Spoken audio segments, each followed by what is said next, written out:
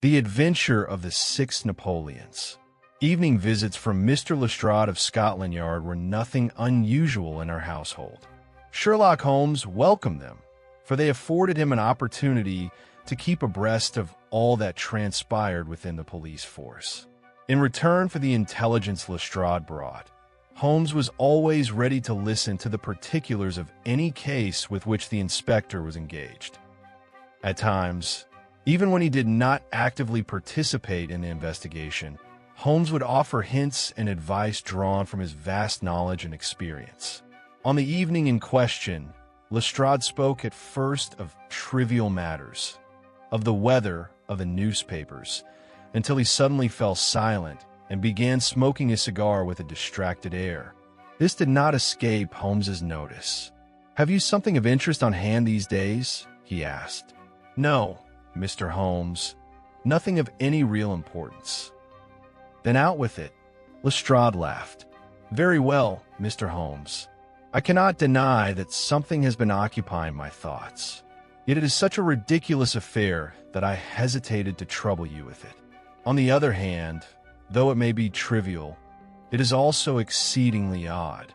I know your fondness for odd cases, but I believe this one falls less within your province than within that of Dr. Watson." "A disease?" I asked. "Madness, rather, and a peculiar madness at that. One would hardly expect, in this day and age, to encounter a man who harbors such hatred for Napoleon I that he shatters his statue whenever he sees one. Would one?" Holmes sank back into his chair. "That does not interest me," he said. "Just as I thought. Indeed, that was my very point.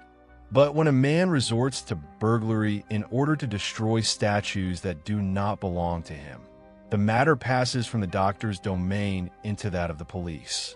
Holmes straightened in his seat. "Burglary, you say? That is interesting. Pray, give me the details." Lestrade took out his official notebook and glanced through its pages to refresh his memory. "The first case was reported 4 days ago," he said. "It occurred at the shop of Morse Hudson, a dealer in paintings and statuary on Kennington Road. While the attendant stepped briefly into the back of the shop, he heard a crash and immediately rushed forward. A plaster bust of Napoleon, which had been standing on the counter among other works of art, lay shattered on the floor. He ran outside at once. Several passers-by claimed to have seen a man run out of the shop, but the attendant himself saw no one, nor could anyone give a description. It was regarded as the sort of foolish prank occasionally committed by street ruffians, and was reported to the patrolling constable as such. After all, the plaster bust was worth only a few shillings, and no one thought the childish act worthy of further inquiry. The second incident, which occurred last night, is both more serious and more curious. A few hundred yards from Hudson's shop, also on Kennington Road, stands the residence of a well-known physician named Dr. Barnicot. He is the busiest doctor south of the Thames. His home and main practice are on Kennington Road, but he also maintains a branch surgery 3 miles away on Lower Brixton Road. He is an ardent admirer of Napoleon. His house is filled with books, paintings, and objects relating to the great emperor. Dr. Barnicot recently purchased from Morse Hudson 2 plaster copies of the celebrated Napoleon bust by the French sculptor Devine. He placed one in the drawing room of his Kennington Road house, and the other on the mantelpiece of his Brixton surgery.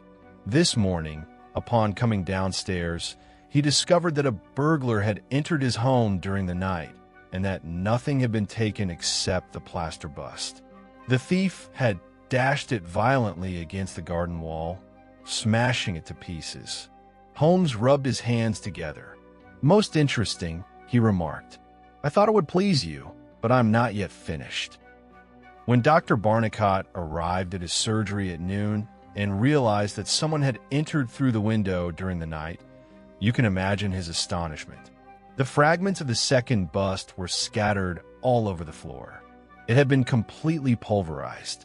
In neither case is there the slightest clue as to the identity of the culprit, criminal or madman. And there you have it, Mr. Holmes, all the facts." "I agree that it is interesting," said Holmes, "but I cannot regard it as a matter to be laughed away. Might I ask whether the busts destroyed in Dr. Barnicott's house and surgery were exact replicas of the one broken in Morse Hudson's shop?" "All three were cast from the same mold." "In that case, the theory that the culprit is motivated by hatred of Napoleon loses its force. Considering that there must be hundreds of busts of the great emperor in London, it can hardly be coincidence that he should destroy three cast from the same mold." "I thought of that myself," said Lestrade. "However, Morse Hudson happens to be the principal wholesaler of busts in that district of London. For years, no Napoleon busts have entered the area other than those three. Thus, it is possible that a local fanatic bent on destroying such images simply began with the only ones available." "What is your opinion, Dr. Watson?" "There is no limit to obsession," I replied. "Modern French psychologists speak of a condition they call idée fixe. Some individuals develop minor obsessions, yet apart from these, they are perfectly sane. If a man has read too much about Napoleon, or if his ancestors suffered grievously in the Napoleonic Wars, such an idée fixe might arise, and these strange acts could follow." Holmes shook his head. "That explanation will not suffice, Watson. However intense a man's idée fixe may be, it does not enable him to discover the locations of these busts." "Then how do you explain it?" "I do not explain it. I merely observe that this man's strange actions follow a definite method. Consider, before breaking the bust in Dr. Barnicott's drawing room, where the noise might have awakened the entire household, he carried it outside. But at the surgery, where there was less risk of anyone hearing the crash, he smashed it on the spot. Though the case appears trivial at first glance, I hesitate to dismiss it. Some of my most classic investigations began in the most unassuming fashion. You will recall, Watson, that in the dreadful case of the Abernethy family, my first clue was the depth to which parsley had sunk into butter on a warm day. For this reason, I cannot laugh away these shattered busts, Lestrade. Should there be any further developments in this curious chain of events, I would be grateful if you inform me. The development Holmes wished to be notified of came far more quickly and far more tragically than we had anticipated. The very next morning, while I was still dressing in my bedroom, there came a knock at my door, and Holmes entered holding a telegram. He read it aloud. "Come at once. 131 Pitt Street, Kensington." Lestrade. "What does this mean?" I asked. "I do not know. It could mean anything, but I suspect it is connected with the busts. If so, our statue-breaking friend has begun operations in another district of London. Your coffee is waiting on the table, Watson. The carriage is at the door." Within half an hour, we arrived at Pitt Street. It lay adjacent to one of London's busiest districts, yet was itself quiet and respectable. Number 131 was one of a row of plain, orderly, and wholly unromantic houses. As we approached, we saw a curious crowd gathered along the railings in front of the house. Holmes gave a low whistle. "Well, at the very least, there must have been an attempted murder. Otherwise, what business has that reporter here? Look at the stoop of his shoulders and the craning of his neck. There has been violence. What is this, Watson? The upper steps are soaked, yet the lower ones are dry. And still, there are numerous footprints. There is Lestrade at the front window. We shall soon know everything." A police constable admitted us with a grave expression and led us into the sitting room. There we found an elderly, agitated man pacing up and down in a soft, furry dressing gown, his hair in disarray. He was the owner of the house, Mr. Horace Harker of the Central Press Agency. "It is the Napoleon bust business again," said Lestrade. "Since you showed interest in the matter last night, Mr. Holmes, I thought you would wish to be informed of the very serious turn events have taken." "In what way?" "Murder, Mr." Harker, would you be so good as to relate the facts exactly as they occurred? The man in the dressing gown turned to us with a deeply sorrowful expression. It is truly extraordinary, he said. All my life I have reported the news of others. Yet now that a genuine story lies at my very doorstep, I am so shaken and distressed that I can scarcely string two words together. Had I come here as a reporter, I should have interviewed myself and filled 2 columns of the evening papers. Instead, I must tell my story repeatedly to others, and so lose a valuable scoop. Still, I have heard your name, Mr. Holmes, and if you can explain this strange affair, my effort will not have been in vain. Holmes sat down and listened.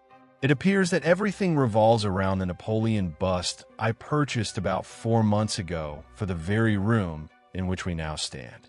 I bought it cheaply from the Harding brothers, 2 doors down from High Street Station. By the nature of my profession, I am often awake at night, writing until dawn, and last night was no exception. I was working in my study at the back of the upper floor when I heard a sound from below. I paused to listen, but the noise ceased, and I assumed it had come from the street. 5 minutes later, however, I heard a dreadful scream. The most terrible scream I have ever heard, Mr. Holmes. It will ring in my ears for as long as I live. I was frozen with terror and did not move for a minute or two. Then I seized the poker and went downstairs. Upon entering this room, I saw that the window was wide open. The bust from the mantelpiece was gone. Why a thief should take such a worthless object, I cannot imagine. It was merely a cheap plaster imitation. As you can see, anyone exiting through that open window could, with a long leap, reach the steps by the front door. That is clearly how the burglar escaped. I ran at once to the door, but in the darkness, as I stepped outside, I nearly trod upon a body lying on the ground. I returned for my lamp at once. The poor man's throat had been deeply cut. Blood was everywhere. He lay on his back, his knees drawn up, his mouth horribly agape. I fear the sight will haunt my dreams. With great effort, I managed to blow my police whistle, and then I must have fainted, for the next thing I remember is waking in this room with a policeman standing over me. And who was the deceased? Holmes asked. There is nothing to identify him, said Lestrade. You may see the body at the morgue if you wish, but we have so far failed to establish his identity. He was tall, dark-skinned, powerfully built, and not more than 30 years of age. Judging by his clothing, he was neither well-to-do nor a laborer. In the pool of blood beside him, we found a horn-handled clasp knife, but we do not yet know whether the murder was committed with it, or whether it belonged to the man himself. There were no names on his clothes. In his pockets we found only an apple, a length of string, a 1-shilling map of London, and a photograph. Here it is.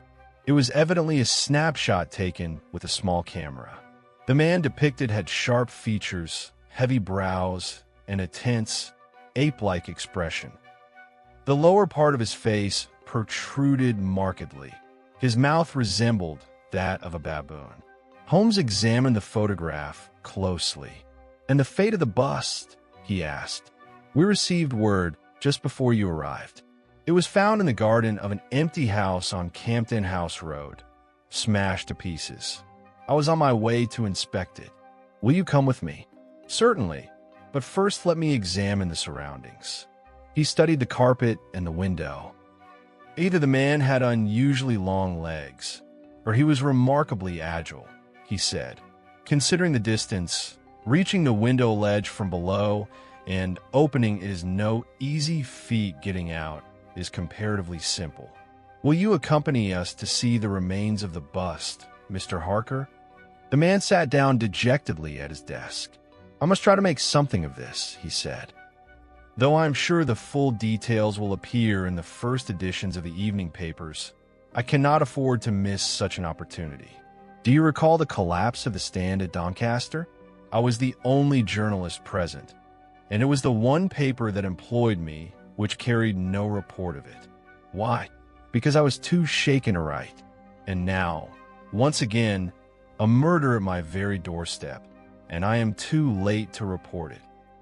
As we left the room, we could still hear the sharp, scratching sound of the man's pen gliding feverishly over the paper. The place where the fragments of the bust had been found lay only a few hundred yards away. For the first time, we had the opportunity to behold this likeness of the great emperor that had inspired such a frenzy of hatred in some unknown individual. The shattered pieces lay scattered across the grass. Holmes stooped and picked up several fragments, examining them with great care. From the intent expression on his face and the meticulous nature of his movements, I could tell that he had at last discerned something of significance. "Well," said Lestrade. Holmes shrugged. "We still have a long road ahead of us," he replied. "Yet, still, we are in possession of certain suggestive facts. First, we know that, for this man, possession of this bust was worth more than a human life. Second, and most curiously, we know that he did not break the bust inside the house. From this it follows that his sole purpose cannot have been merely to destroy these busts. He may have been startled upon seeing the other man and acted in blind panic," said Lestrade. "That is possible," Holmes answered, "but I would ask you to give particular attention to the location of the house in whose garden the bust was broken." Lestrade looked about him. An empty house. He knew he could move about freely in the garden.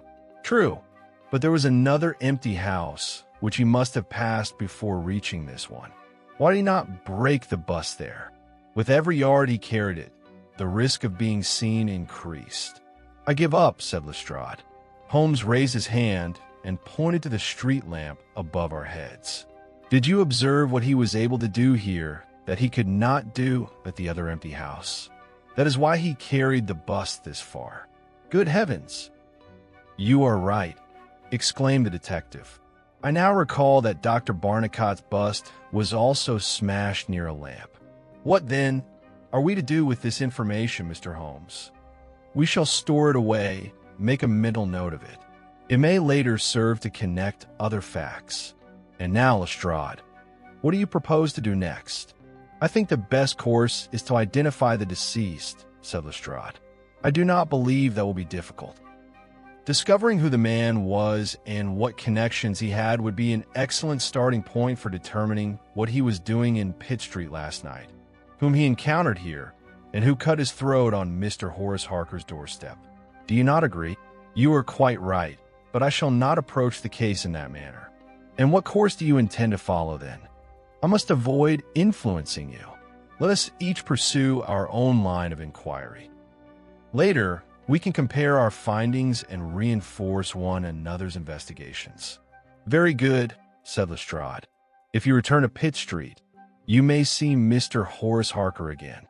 Kindly tell him that I have reached a conclusion on the matter and that I am convinced the man who entered his house last night was a homicidal lunatic obsessed with Napoleon. He may add that to his article."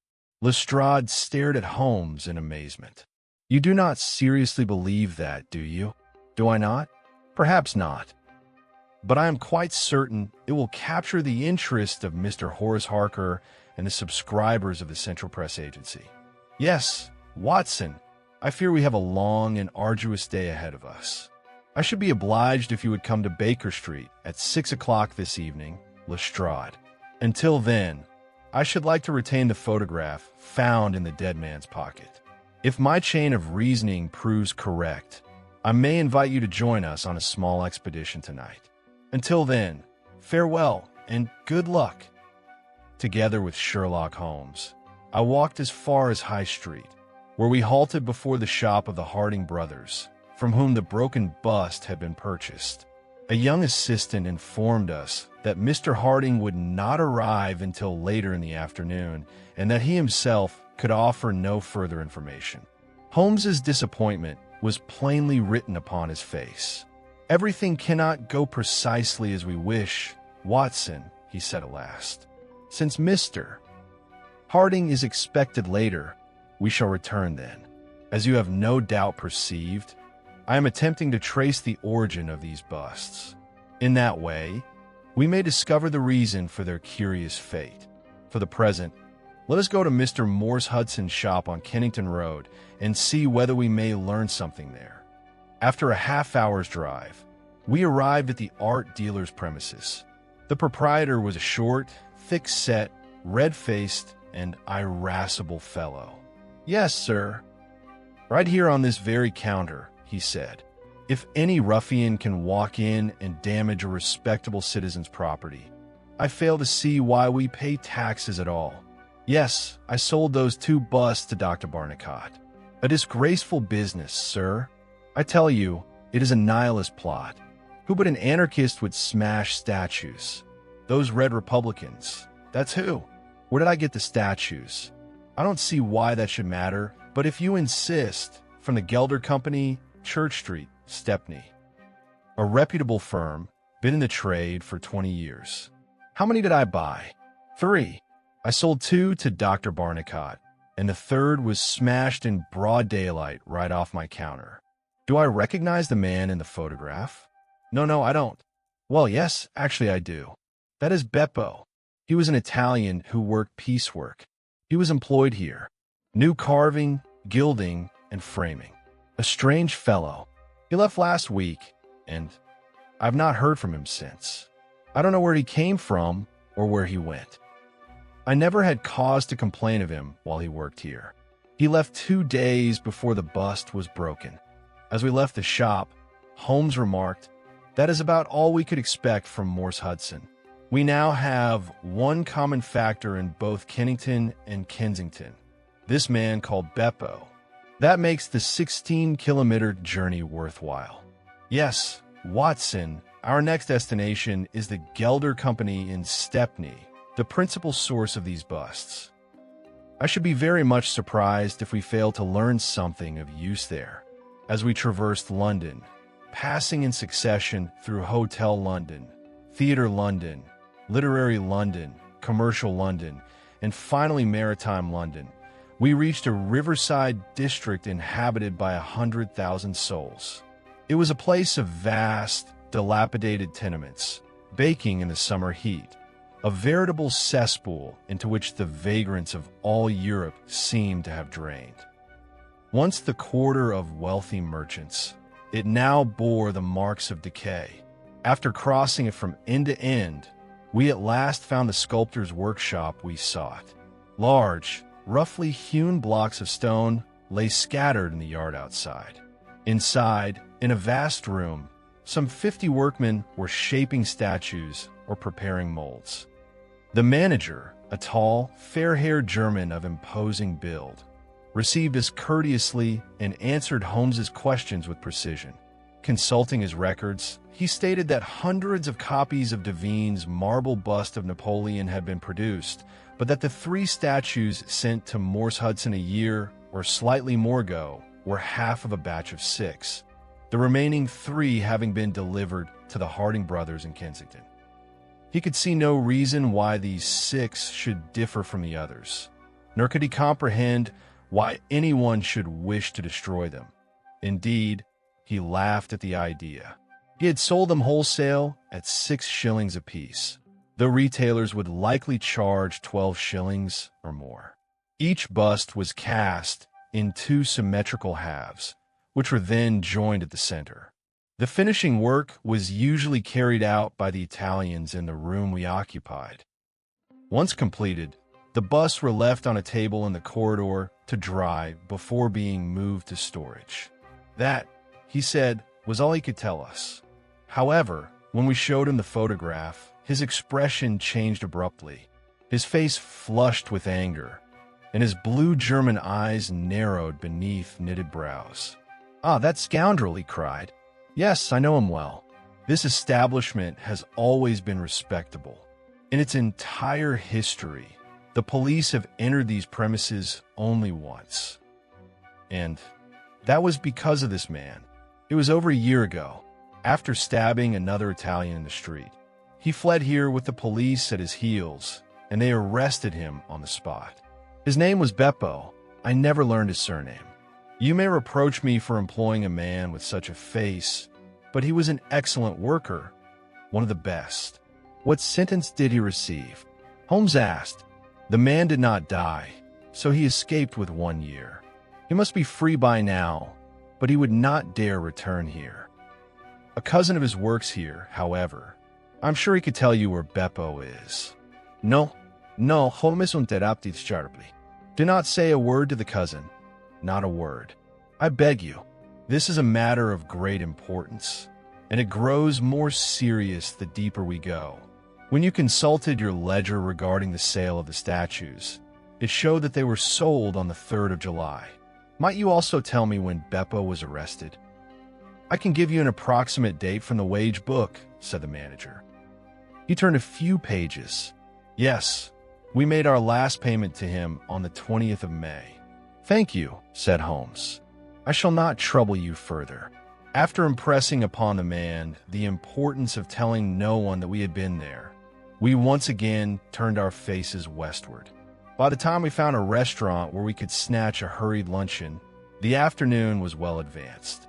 In the newspaper displayed at the entrance, the headline read, Murder in Kensington, Lunatic Killer. Despite everything, Mr. Horace Harker had succeeded in getting his story into print. 2 full columns were devoted to the affair, written in a sensational and florid style. Holmes propped the paper against a bottle and read while he ate, chuckling softly once or twice. Very good, Watson, he said. Listen to this. There can be no doubt whatsoever as to the manner in which the crime occurred for Mr. Lestrade, one of the most experienced members of the police force, and the celebrated consulting expert, Mr. Sherlock Holmes, are of the opinion that this strange series of events, culminating in tragedy, is not the result of deliberate criminal intent, but the work of a deranged mind. All these occurrences can be explained only by insanity. The press, Watson, is an invaluable institution if one knows how to use it. If you have finished your meal, we shall return once more to Kensington and hear what the manager of the Harding brothers has to tell us. The founder of this large establishment was a small, agile, self-assured, and intelligent man. His mind was clear, his replies precise and rapid. Yes, sir, I read the account in the evening papers. Mr. Horace Harker is one of our customers. We sold him the bust several months ago.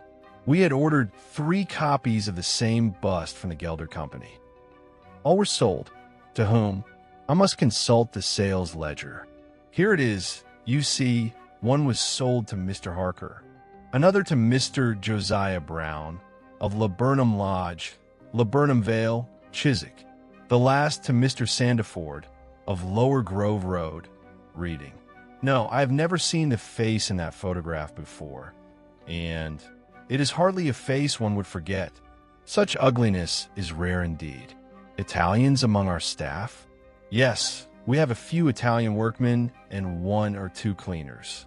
They could see the sales ledger if they wished. We have no reason to keep it under lock and key. A most extraordinary affair. Should your investigations yield any results, I should be obliged if you would inform me. Holmes took copious notes as Mr. Harding spoke. From what I could see, he was thoroughly satisfied with the course events were taking, though he gave no outward sign of it. All he remarked was that, unless we hastened, we should be late for our appointment with Lestrade. When we returned to our rooms in Baker Street, Lestrade had already arrived and was pacing impatiently back and forth. Judging by the gravity of his expression, his day's work had been productive. Well, he demanded, what news? It has been a full day, Holmes replied. Not entirely wasted. I have spoken both with the retailers and the manufacturer. I can now trace each bust from the moment of its creation. Those cursed busts, Lestrade exclaimed. Very well, Mr. Holmes.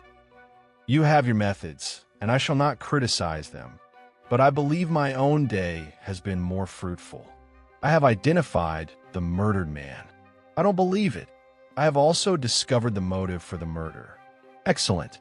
We have an inspector whose speciality is Saffron Hill and the Italian Quarter. Observing the Catholic symbol on the dead man's neck and his complexion, I concluded he was Southern. Inspector Hill recognized him at once. His name was Pietro Vannucci, Neapolitan, and one of the most dangerous murderers in London. He had connections with the Mafia, a secret political organization that asserts its power through assassination. The man had broken their rules, and the Mafia sent Pietro after him. The photograph found in Pietro's pocket was that of the killer himself. It was given to prevent him from stabbing the wrong man. Pietro followed his quarry, saw him enter the house, and waited for him to come out. In the struggle that followed, Pietro was mortally wounded. What do you say to that, Mr. Holmes? Holmes clapped his hands in approval. Splendid, Lestrade, splendid, he cried. But I seem to have missed your explanation of the smashed busts. The busts again, Lestrade snapped. You cannot rid your mind of them. In the end, they signify nothing. The penalty for petty theft is at most 6 months. The real matter is murder, and I tell you, I now hold all the threads. What is the next step? A simple one. I shall go with Hill to the Italian Quarter, find the man in the photograph, and arrest him for murder. Will you come with me? I think not. I believe we can reach our goal by a far simpler route. I cannot be certain, for the outcome depends on factors beyond our control, but I am hopeful. I would say our chances are 2 out of 3. If you come with us tonight, we may help you collar your man. In the Italian Quarter? No. I believe we are far more likely to find him in Chiswick. If you accompany us there tonight, I promise to go with you to the Italian Quarter tomorrow, Lestrade. You lose nothing by the delay. A few hours' sleep will do us all good, for I do not intend to move before 11, and we shall not be back before dawn. You shall dine with us, Lestrade, and then you may rest on the sofa until it is time to leave. Watson, if you would kindly summon a special messenger, I have an important letter that must go at once. That evening, Holmes occupied himself by rummaging through the piles of old newspapers that filled one of our storerooms to bursting. When at last he came downstairs, there was the look of a victorious general in his eyes. Yet he said nothing of what he had discovered. Though I had followed the progress of this tangled case step by step, I could not yet see where it all led. Like Holmes, however, I was convinced that our strange criminal would attempt to destroy the remaining 2 busts, and one of them, as I recalled, was in Chiswick. I understood that the purpose of our nocturnal expedition was to catch the man in the act. Nor had I failed to grasp the cunning behind Holmes's deliberate misinformation of the press. He wished the man to feel secure, to believe himself beyond suspicion. When Holmes asked me to bring my revolver, I was not surprised. He himself carried his favorite weapon, his whip. At 11 o'clock, the carriage awaited us. We drove as far as the far side of Hammersmith Bridge, dismissed the driver, and proceeded on foot. After a short walk, we reached a quiet street lined with neat detached houses. By the light of a street lamp, we read the name Laburnum Villa upon one garden gate. The household was clearly Abed. Save for a faint glow seeping through the small window above the front door, forming a dim circle on a garden path, the house lay in darkness. The wooden fence cast a deep shadow across the garden, and there we concealed ourselves. I fear this may be a long vigil, Holmes whispered, but at least we are fortunate that it is not raining. We cannot even smoke to pass the time, but I should say the odds are 2 to 1 that our trouble will be rewarded. Though Holmes's words had raised our apprehensions, our watch proved far shorter than expected and ended in a sudden and remarkable fashion. The garden gate opened silently. We had heard no sound before it. A lithe shadow slipped along the garden path with a simian agility. By the faint halo of light from the door, we saw the man reach the house and then creep along the wall, vanishing into shadow. A long silence followed. We scarcely breathed. Then came a soft creak. The sound of a window opening. Silence again. The man had entered the house. Suddenly, a burglar's lantern flared within a room. The object he sought was not there, for the light soon appeared at another window, then another. "Let us go to the open window," Lestrade whispered. "We can seize him as he comes out." But before we could move, the man reappeared. Passing through the halo of light above the door, we saw that he carried something white beneath his arm. He looked cautiously about him. The stillness of the street reassured him.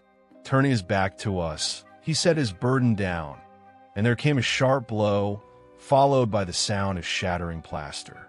He was so engrossed that he did not perceive us gliding towards him over the grass. Holmes sprang upon him like a tiger, and in an instant Lestrade and I had seized him by the wrists and snapped on the handcuffs. When we turned him over, I saw that hideous, pallid face at close quarters, the same as in the photograph. Holmes, however, paid him no heed. Kneeling by the doorstep, he examined the remains of the stolen bust with intense concentration. Like the others, it had been smashed to fragments. He held each piece up to the light, but they all appeared identical. Just as he finished, the lights in the sitting room came on and the front door opened. A stout, genial gentleman in shirt and trousers stood before us. "Mr. Josiah Brown, I believe?" Holmes asked. "Yes, sir, and you must be Mr. Sherlock Holmes. I received the note you sent by special messenger and followed your instructions to the letter.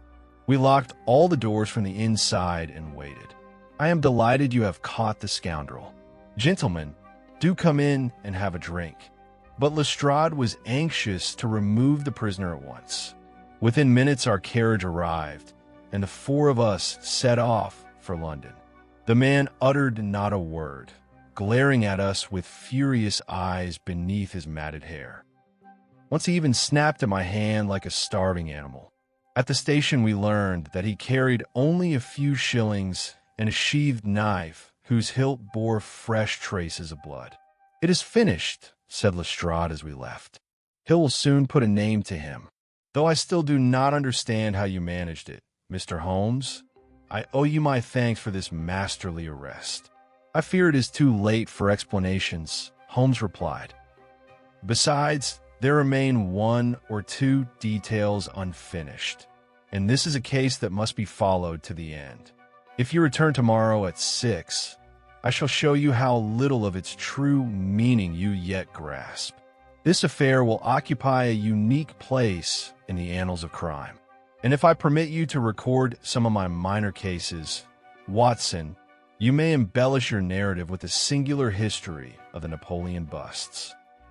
That evening, when we met again, Lestrade had gathered considerable information about our prisoner.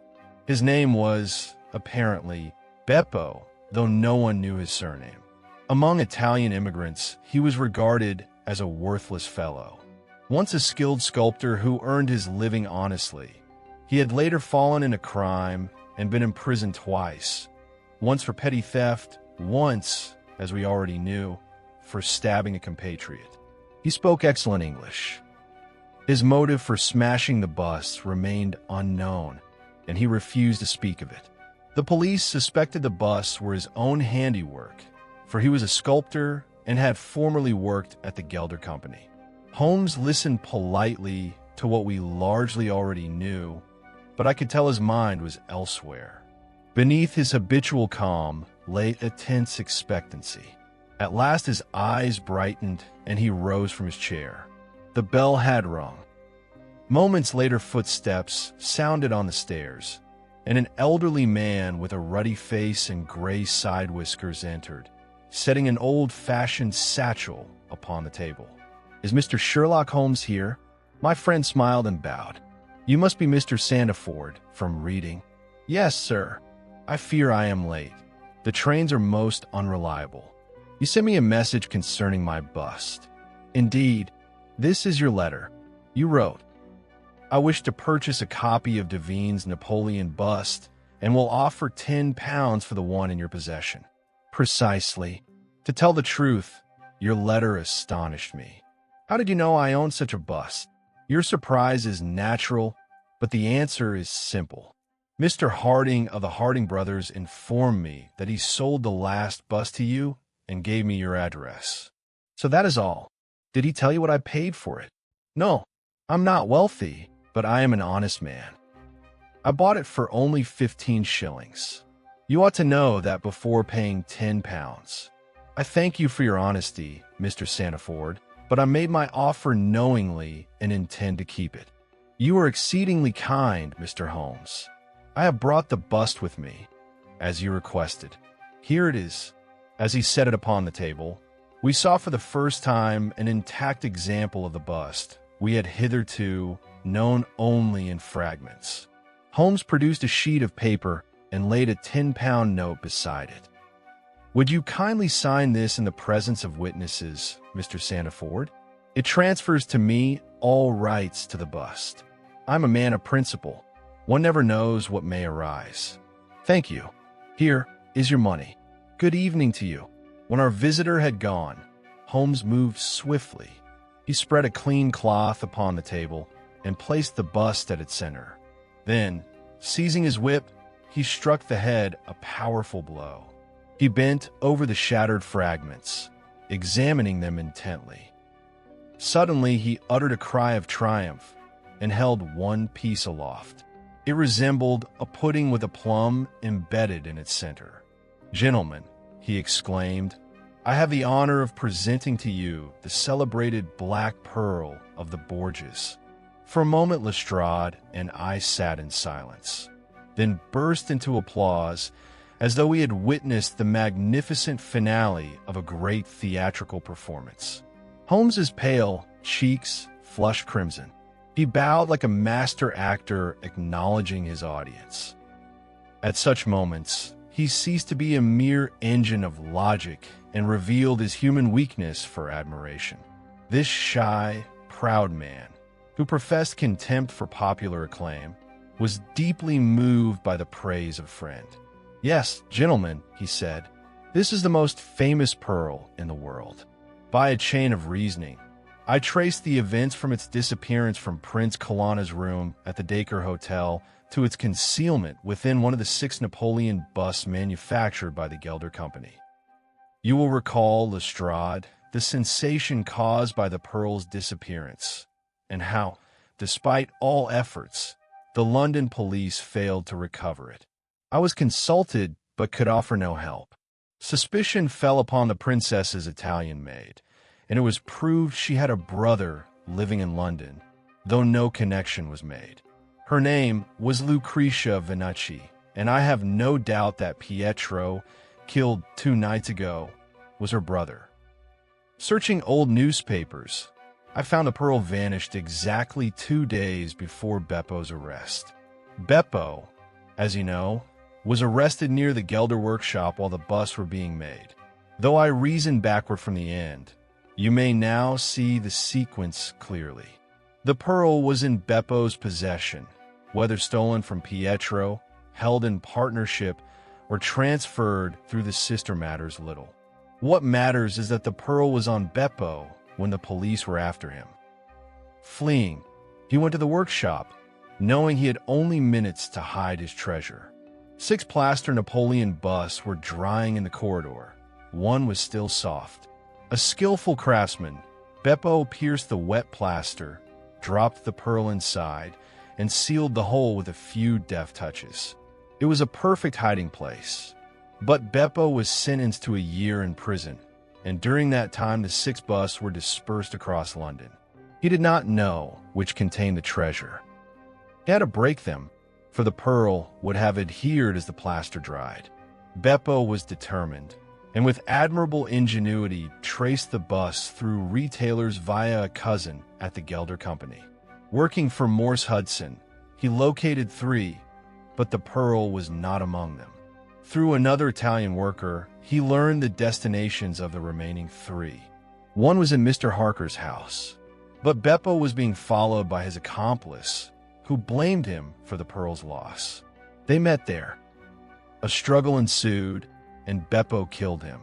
When a man carried Beppo's photograph, it was to identify him to a third party if needed. After the murder, I expected Beppo to hasten his actions. I did not know whether he had found the pearl in Harker's bust, but I was certain he sought something valuable. Else why carry the bust to a lamplit garden? Of the remaining 3 busts, the chance the pearl lay in Harker's was 1 in 3. 2 remained. Naturally, he would pursue the London one first. I warned the household to prevent another tragedy, and here we are. By then I was sure our quarry was the Borgia pearl. Pietro's name bridged the seemingly unrelated events. 1 bust remained at Reading. I purchased it before you and revealed the pearl before your eyes. We sat in silence. "Mr. Holmes," said Lestrade at last, "I have witnessed many of your cases, but never one solved with such mastery. Scotland Yard does not envy you. Sir, we are proud of you. Should you visit us tomorrow, you will find not a single officer, from the senior inspector to the youngest constable, who would not be honored to shake your hand." "Thank you," said Holmes softly. As he turned away, I saw that his sensitive human emotions had been stirred more deeply than usual. Moments later, he was again the cold, objective thinker. "Place the pearl in the safe, Watson," he said, "and fetch the papers on the Conk Singleton forgery case. Good day to you, Lestrade. Should you require assistance in minor matters, I shall be pleased to offer a hint or two."